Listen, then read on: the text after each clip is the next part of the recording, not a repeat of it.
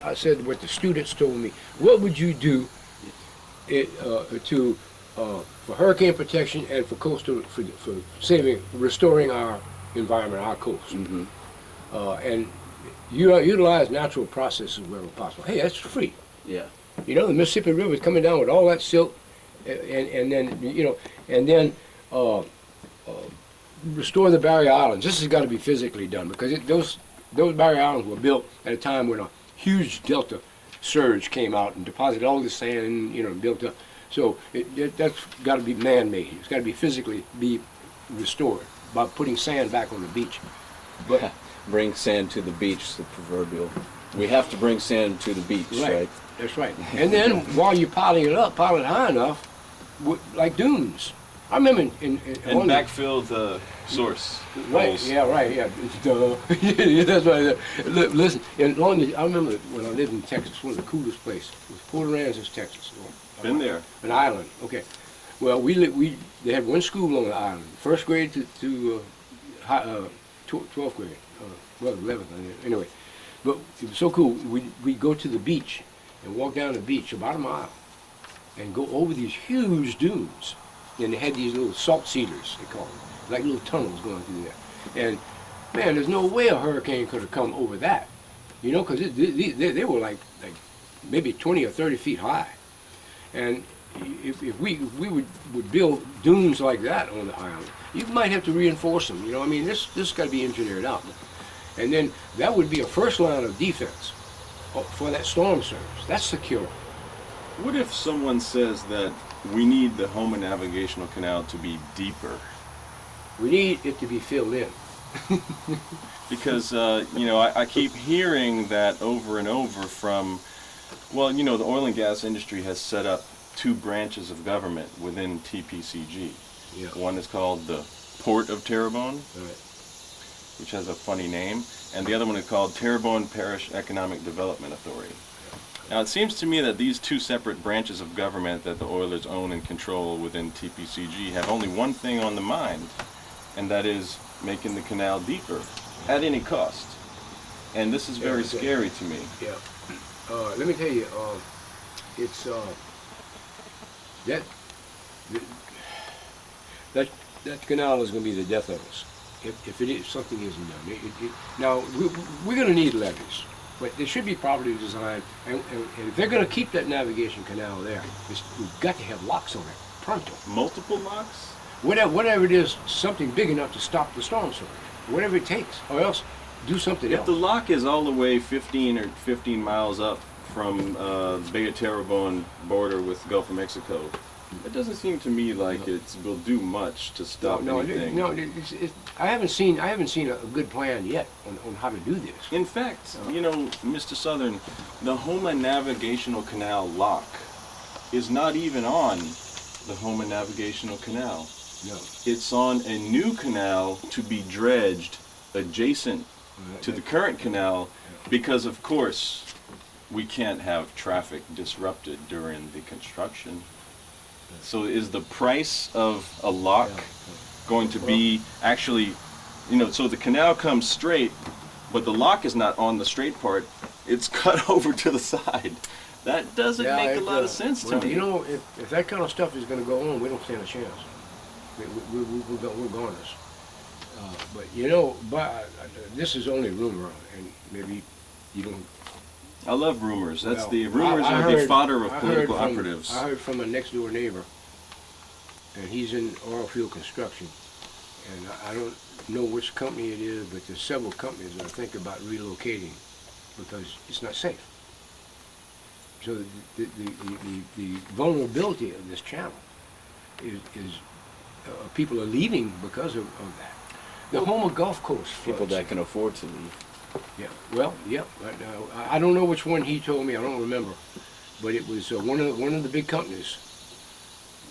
I don't want to say because I'm not sure, but he said one of the big companies is thinking about relocating because their facilities are going to go underwater. They know the deal. Yeah. Well, these companies act like we never were able to get to the Gulf of Mexico before there was a canal, and that's simply not true. You see this bar right here?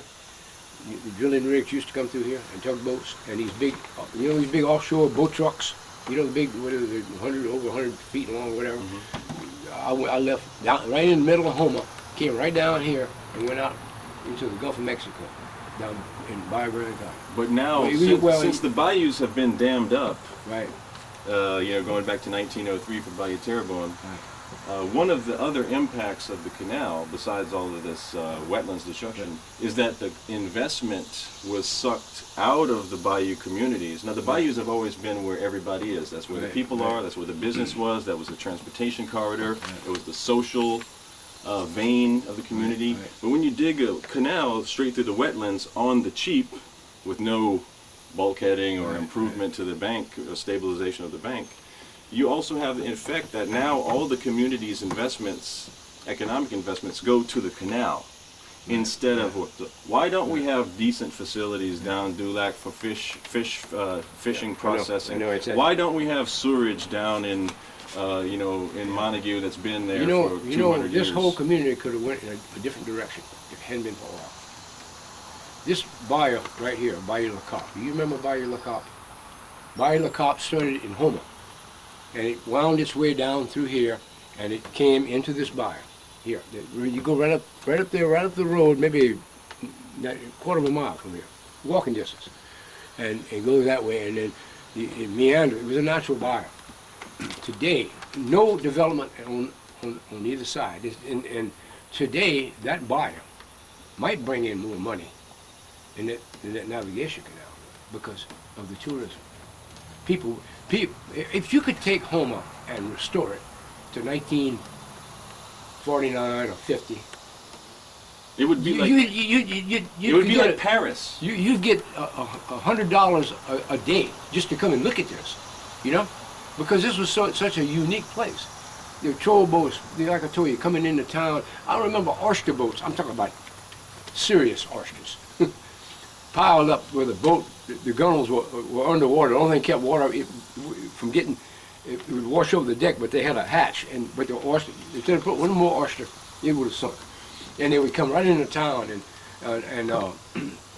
in fact, one time they had Houma, Louisiana, oyster capital of the world, big sign, and things like that. So that now we're running out of what they call green space.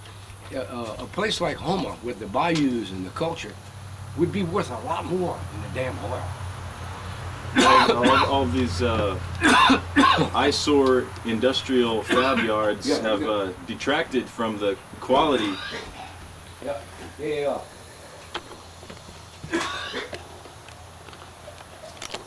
Water. But anyway, that's why, I wanted them to put a few meanders in the navigation canal that would have served an aesthetic purpose. It would look more natural, but it would have also, when water is coming up, if it has to go around a curve, it loses velocity. And so several, you don't have to have these, like in Mississippi, just some gentle meanders like that. And it might have taken them an hour longer to get to the Gulf, but we'd have had a more beautiful. We even thought about trying to tell them, to beautify this thing, and make it look natural and it'd be safer.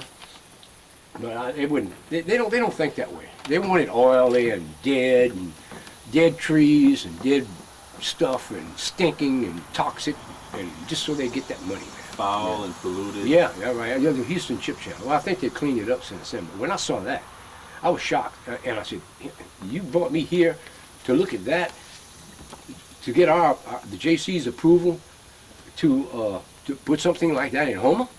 I mean, this thing stunk, and it wasn't like a stinky stink. It was a burning stink. It actually burned your nostrils." And the guy said, "Yeah, well, we're bringing boats in here. They don't have a barnacle on them no more."